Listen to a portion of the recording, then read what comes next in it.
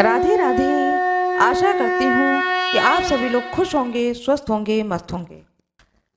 त्वं पतिस्त्वं मति देवं त्वं कर्ता त्वं च कारणं त्वं माता सर्वलोकानां त्वमेव जगतः पिता। हे ईश्वर, आप ही हमारे सर्वस्व हो, आप ही मेरे माता हो, आप ही मेरे पिता हो, आप ही मेरा कल्याण करने वाले हो। हे प्रभु हरि विष्णु, आपको नमस्कार है।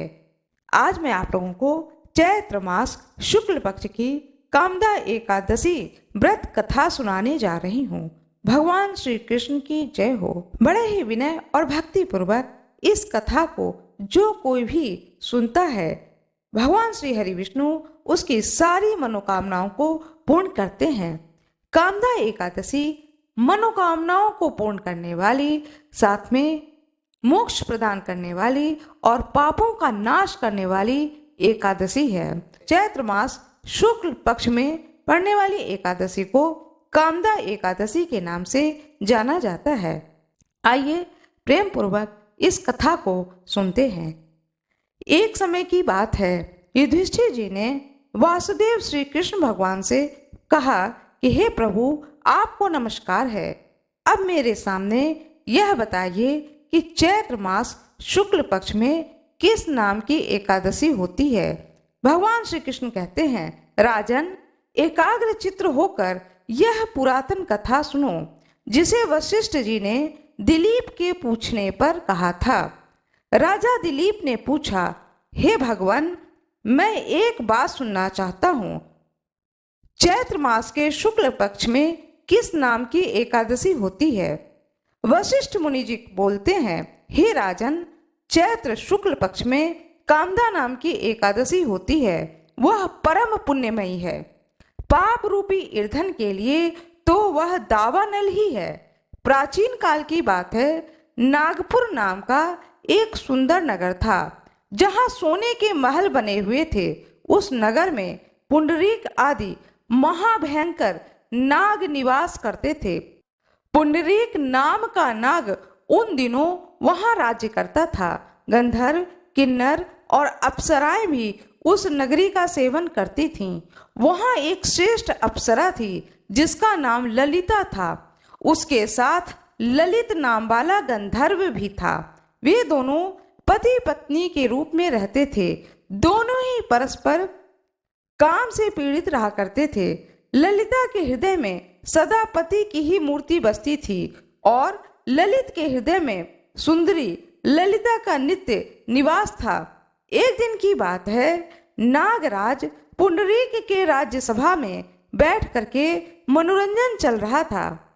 उस समय ललित का गान हो रहा था, किंतु उसके साथ उसकी प्यारी ललिता नहीं थी। गाते गाते उसे ललिता का स्मरण हो आया, अतः उसके पैरों की गति रुक गई और जीभ लड़खड़ाने लगी।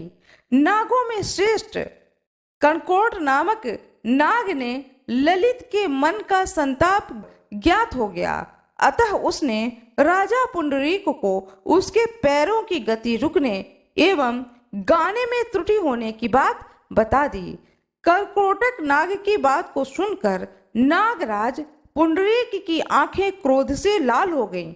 उसने गाते हुए कामातुर ललित को शाप दे दिया, हे दुर्बुद्धे, तूने मेरे सामने गान करते समय भी पत्नी के वशीभूत हो गया, इसलिए तू राक्षस हो जा, तू राक्षस योनि में चला जा।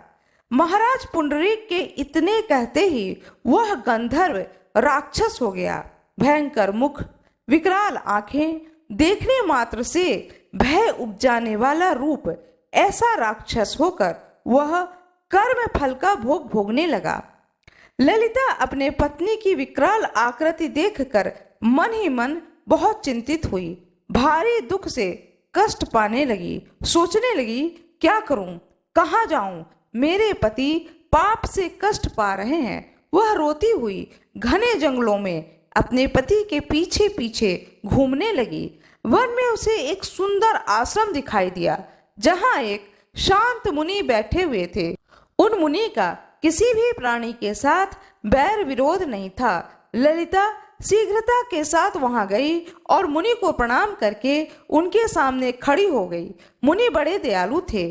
उस दुखनी को देखकर वे इस प्रकार बोले, हे शुभे, तुम कौन हो? कहाँ से आई हो? मेरे सामने सच सच बताओ। ललिता ने कहा, हे महामुने, वीरधनवा नाम वाले एक गंधर्व हैं। मैं उन्हीं महात्मा की पुत्री हूँ। मेरा नाम ललिता है। मेरे स्वामी अपने पाप दोष के कारण राक्षस हो गए हैं। उनकी यह अवस्था देखकर मुझे चैन नहीं है। हे ब्राह्मण, इस समय मेरा जो कर्तव्य हो वह बतलाइए। विप्रवर, जिस पुण्य के द्वारा मेरे पति राक्षस भाव से छुटकारा पा जाए उनका उपदेश कीजिए। ऋषि कहते हैं, हे भद्रे, इस समय चैत्र मास के शुक्ल पक्ष की कामदा नामक एकादशी तिथि है, जो सब पापों को हरने वाली और उत्तम फल देने वाली है। तुम उसी का विधि पूर्वक व्रत करो। इस व्रत का जो पुण्य है उसे अपने स्वामी को दे दो।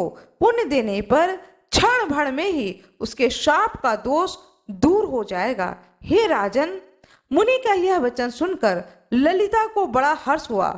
उसने एकादशी को उपवास करके द्वादशी के दिन उन महर्षि के समीप ही भगवान वासुदेव के श्री विग्रह के समक्ष अपने पति के उद्धार के लिए यह वचन कहा। मैंने जो यह कामदा एकादशी का उपवास व्रत किया है, उसके पुण्य के प्रभाव से मेरे पति का राक्षस भाव दूर हो जाए। वशिष्ठ जी कहते हैं, ललिता के इतना कहते ही उसी क्षण ललित का पाप दूर हो गया। वह श्राप से मुक्त हो गया। उसने दिव्य देह धारण कर लिया। राक्षस भाव चला गया और पुनः गंधर्व तत्व की प्राप्ति हो गई। हे नरश्रेष्ठ, वे दोनों पति पत्नी कामदा एकादशी के प्रभाव से पहले की अपेक्षा अधिक सुंदर और रूप को धारण करके विमान पर आरूढ़ हो स्वर्ग लोक को चले गए। यह जानकर इस एकादशी के व्रत का यत्न पूर्वक पालन करना चाहिए। मैंने लोगों के हित के लिए तुम्हारे सामने इस व्रत का वर्णन किया है। कामदा एकादशी व्रत ब्रह्म हत्या आदि पाप तथा पिशाच आदि योनियों में भी कोई यदि चला जाता है तो उसके भी सभी दोषों को नाश करने वाली है। हे राजन, इसके पढ़ने और सुनने से वाजपेयी यज्ञ का फल प्राप्त होता है। भगवान श्री हरि विष्णु की जय हो। भगवान श्री कृष्ण की जय हो। माता लक्ष्मी की जय हो। सभी दिव्य ऋषियों की जय हो। सभी दृश्य ऋषियों की जय हो। सभी अदृश्य ऋषियों की जय हो। कमेंट बॉक्स में जय श्री कृष्ण अवश्य लिख दीजिएगा।